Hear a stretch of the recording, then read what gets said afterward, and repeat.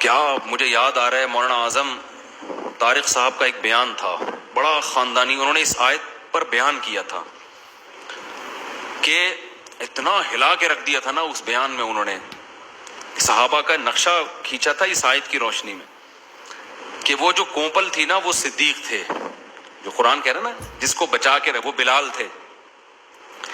جب پودا نکلتا ہے نا پہلے کیسے کسان اس کو جانور نہ کھا لے، پرندے نہ کھا لیں، ہواؤں کے جھونکوں سے لہرا رہا ہوتا ہے، ہوتے ہوتے ہوتے ہوتے قرآن کہہ رہا ہے فاستغلظ فاستوى على سوقه، پھر اپنے تنوں پہ کھڑا ہو کے مضبوط، اب بڑے بڑے طوفان بھی اس کو نہیں اکھاڑ سکتے۔ يعجب الزراء، اور پھر اللہ کہتے ہیں کہ جو دوسرے کسان ہیں نا ان کے حسد کا ذریعہ بن جاتا ہے، وہ کہتے ہیں یار اتنی زبردست باغ اس کا، ایسی زبردست پاورفل کھیتی، اور جو ذرہ ہے نا وہ تعجب میں پڑتا ہے، کسان خوش ہوتا ہے یار کیا زبردست میرا باغ تیار ہو گیا، اور یعجب لیغیظ بہم الکفار، دوسرے کسان اس سے جلنا شروع کر دیتے ہیں۔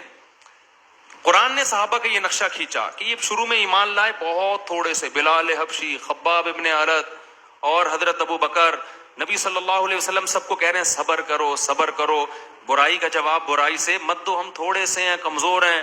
اس کے بعد تھوڑے ہی دنوں میں ایسا پاورفل درخت تیار ہوا ہے کہ روم اور فارس کی ٹانگیں کانپنے لگیں۔ حضرت خالد بن ولید نے جب ایک رومیوں کے ایک علاقے پہ حملے کا ارادہ کیا، اور یہ تھوڑے ہی عرصے کی بات ہے، ارادہ کیا نا، تو انہوں نے کہا یار ان سے پیسے ویسے دے کے جان چھڑاؤ، یہ پتہ نہیں عربوں کو ہو کیا گیا، تلواریں لے کے دنیا فتح کرنے نکلے۔ تو خالد بن ولید کے پاس اس نے پیغام بھجوایا کہ بھائی مسئلہ یہ ہے کہ آپ کو کیا چاہیے۔ ان کے نا وہ رومیوں کے دربار میں مشورے یہ ہوئے کہ یہ عرب لوگ ہیں، لگ رہا ہے قحط غربت ان کا مسئلہ ہے، ہمیشہ سے یہ لوگ غریب لوگ ہیں، قحط زدہ علاقوں میں رہتے ہیں، شاید معاشی تنگی ضرورت سے زیادہ ہو گئی ہے، کچھ پیسے ویسے دو جان چھڑاؤ، لڑنے کی ضرورت نہیں ہے ان سے۔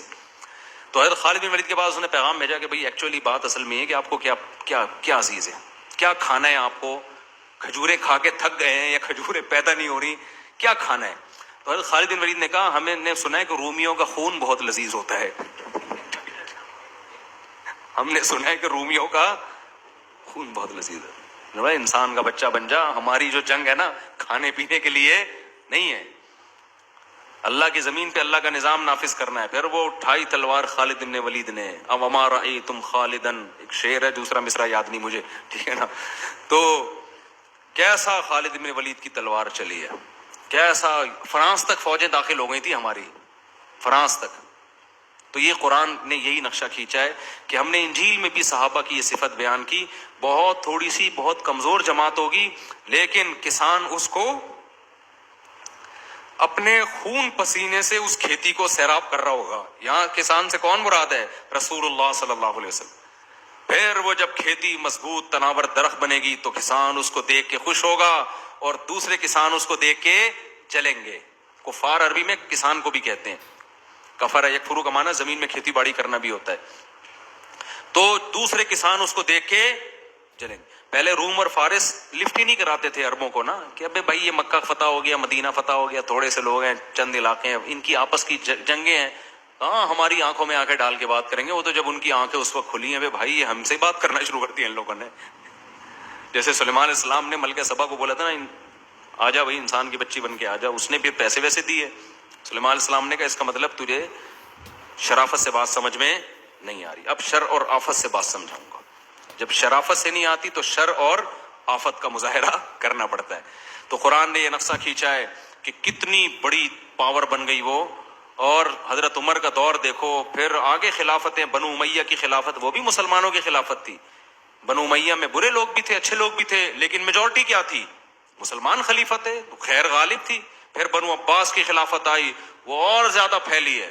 پھر خلافت عثمانی آئی، وہ اور زیادہ پھیلی ہے۔ اس کے بعد ہم سکڑنا شروع میں، لیکن اب بھی ایسے نہیں سکڑے جیسے یہود و نصارہ سکڑ گئے۔ یہود و نصارہ کا تو مذہب ہی ختم ہو گیا، ہمارا ابھی بھی مذہب ہے۔ پوری دنیا میں رمضان آتا ہے، پتہ چلتا ہے بھی رمضان آیا ہے، اور جتنے مرضی نالائق و مسلمان، ہمارے پاس سائنس اور ٹیکنالوجی کے لحاظ سے ہم بہت پیچھے ہیں، اس کے باوجود جو دشمن ڈرتا کس سے ہے؟ جذبے سے ڈرتا ہے کہ یہ اگر کوئی ان پہ عالمی جنگ چھڑ گئی نا تو یہ سارے نکل آئیں گے، یہ سارے اپنے مذہب کے دفاع میں نکل آئیں گے. کیوں مکہ مدینہ پہ حملہ نہیں کرتے وہ؟ کیا سعودی عرب کے پاس دفاع کے لیے کیا ہے؟ کچھ بھی نہیں ہے. ان کو پتا ہے بھائی ان کا قبلہ ہے, یہ کھا جائیں گے ہمیں, جو ہے نا کچے کا. یہ جذبہ مذہب کے لیے لڑنے کا یہود و نصارہ میں نہیں ہے, یہاں ہے جذبہ. تو یہ اللہ نے صحابہ کی صفات بیان کی. آگے اللہ نے کہا وعد اللہ الذین آمنوا وعملوا الصالحات منہم مغفرۃ واجرا عظیما. ان میں جو بھی نیک عمل کر رہے ہیں, ایمان والے ہیں, پہلے تو قرآن خود کہہ رہے ہیں نا سارے نیک ہیں, تو ان سب کے لیے اللہ نے مغفرت اور اجر عظیم کا وعدہ کیا. تو اس لیے اگر صحابہ کرام کی کوئی غلطی سامنے آئے اس میں تعویل کیا کرو, اور زیادہ زیادہ یہ ہے کہ بھائی غلطی ہر انسان سے ہوتی ہے. اگر ان سے بھی غلطی ہو گئی ہے تو غلطی پہ سزا دینے والا بھی اللہ, معاف کرنے والا بھی اللہ. ان کی نیکیوں کا پلڑا ان کی غلطیوں کے پلڑے سے وزنی ہے, تو اس پہ اپنی زبانوں کو ان پہ طنز کر کے, ان کی غلطیوں کو ہائی لائٹ کر کے اپنے آپ کو اللہ کی نظر میں گرانے کی کوشش مت کرو.